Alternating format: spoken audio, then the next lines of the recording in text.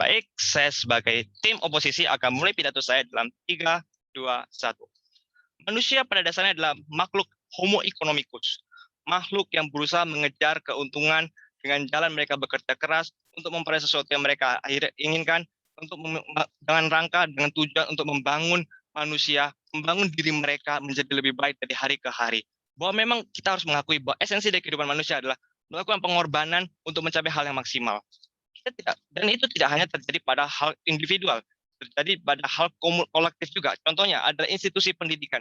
Institusi pendidikan senantiasa bekerja keras untuk meningkatkan taraf, meningkatkan kualitas mereka dengan jalan apa? Dengan jalan memberikan fasilitas dan sarana prasarana yang terbaik.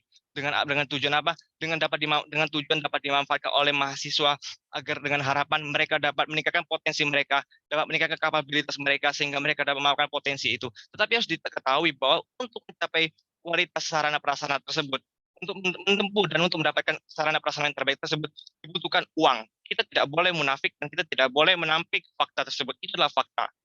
Ada fakta individu yang melekat dalam diri manusia, ada fakta kolektif. Fakta kolektif adalah kita tidak akan bisa mencapai sesuatu jika ada pengorbanan. Pengorbanan dalam hal uang contohnya. Kemudian saya akan masuk pada karena sanggahan yang akan saya kemukakan seperti yang disenggakan oleh pemerintah. Pemerintah cenderung berasumsi dengan hal ini menurut saya. Yang pertama mereka mengatakan bahwa universitas mengatakan tarif yang mahal, tetapi tidak diimbangi dengan kualitas.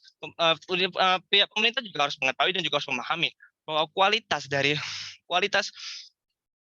universitas itu tentu saja mereka akan memberikan kualitas yang terbaik. Mereka tentu saja akan memberikan kualitas yang terbaik asal ada uangnya. Memang tentu saja dibutuhkan uang seperti saya katakan di awal tadi. Universitas membutuhkan uang untuk bisa meningkatkan kualitas fasilitas mereka, dan itu tentu saja akan memberi keuntungan bagi mahasiswa. Pemerintah terlihat tidak memperhatikan dampak jangka panjangnya. Dampak jangka panjangnya adalah sarana prasarana itu dapat menunjang potensi mahasiswa. Kemudian kedua, mereka mengatakan bahwa mereka sangat berasumsi bahwa universitas mengklaim dengan memberikan iklan-iklan yang jor-joran dan memanfaatkan momentum bahwasanya banyak anak-anak yang tidak diterima di PTN agar diterima di universitas swasta. Pemerintah harus tahu bahwa mahasiswa bukan orang kaum yang bodoh, mahasiswa adalah kaum yang intelek, mahasiswa kaum yang bisa selektif. Ditandai dengan mereka tentu saja berasal dari lulusan dari institusi pendidikan mereka sebelumnya. Tentu saja mereka dibekali dengan akal dan nalar untuk memilih yang mana yang baik dan mana yang buruk bagi mereka. Tentu saja mereka akan memilih hal yang efisien dan memberikan keuntungan bagi mereka.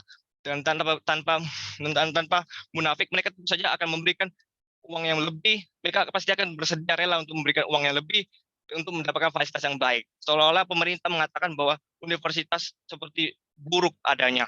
Kemudian mereka mengatakan bahwa fasilitas hanya diberikan bagi orang-orang tertentu.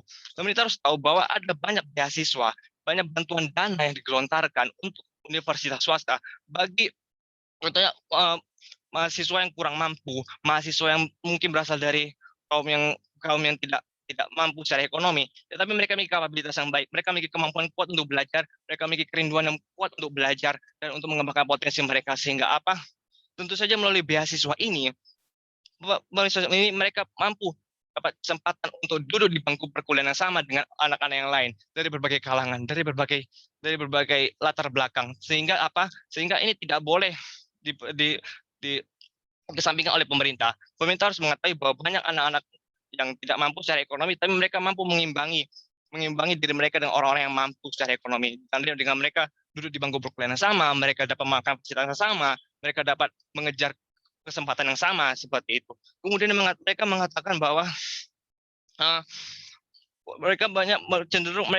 tim pemerintah berasumsi bahwa universitas swasta hanya memberikan program yang mahal-mahal dengan ditandai dengan rangkanya kemudahan lulus, kemudian dengan dosen yang dimonopoli, kemudian dengan kesempatan yang banyak. Pemerintah harus tahu bahwa di era globalisasi ini persaingan terjadi di mana-mana, termasuk di institusi pendidikan.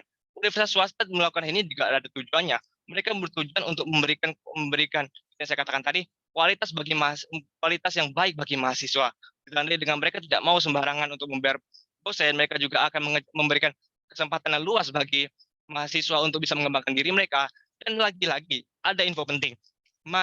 Universitas swasta tidak terikat pada birokrasi pemerintah, sehingga mereka dapat bergerak bebas untuk mengembangkan koneksi, mengembangkan kualitas mereka sebagai institusi pendidikan, ditandai dengan banyak kerjasama mereka dengan institusi-institusi atau dengan perusahaan-perusahaan atau dengan korporasi di luar negeri, sehingga apa? Mereka berusaha meningkatkan kualitas mereka. Dan ini harus juga harus dipertimbangkan oleh pemerintah dalam jangka panjang. Kemudian mereka mengatakan bahwa akses dari universitas swasta hanya diberikan kepada hanya berpihak secara moral pada orang-orang yang kaya. Ditandai orang kaya akan lebih mampu untuk menimbangi akan lebih mampu untuk sukses terlebih dahulu dibandingkan orang orang yang tidak kaya. Pemerintah harus tahu, memang kami akui bahwa itu ada fakta. Tetapi bagaimanapun juga kerja keras adalah kunci kesuksesan.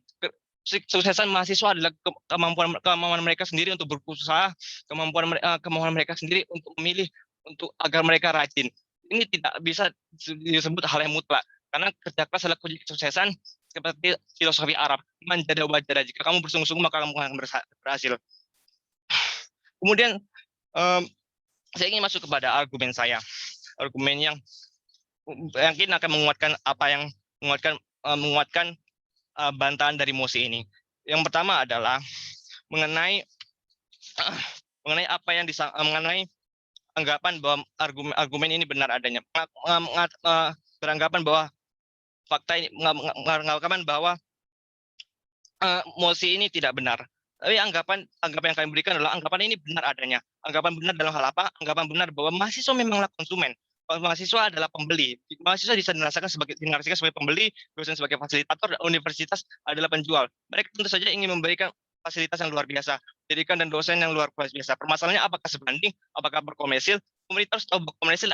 Kami setuju dengan narasi atau pengertian yang diberikan mengenai komersial. Tapi hal itu terjadi bila hal itu tidak sebanding. Sedangkan banyak universitas swasta memberikan kualitas yang sebanding dengan apa yang dibayar oleh mahasiswa dengan apa yang mereka dapatkan. Sehingga hal ini tentu saja bertolak belakang dengan apa yang disampaikan oleh tim pemerintah. Kemudian tentu saja ada 2 poin yang kedua adalah dari argumen saya adalah itu adalah keinginan dari mahasiswa tersebut, keinginan dari mahasiswa itu sendiri. Kita harus tahu bahwa tidak semua mahasiswa ingin masuk perguruan tinggi negeri. Untuk kita harus paham juga bahwa ada anggapan PTS lebih baik daripada PTN dan berikan kualitas mereka jauh dan bahkan melampaui universitas negeri pada umumnya. Dan itu juga merupakan keinginan tersebut untuk meraih kesuksesan dan untuk mendapatkan fasilitas yang lebih yang mungkin tidak mereka dapatkan di universitas negeri. Yang dapat saya sampaikan, saya bangga jadi tim oposisi. Terima kasih.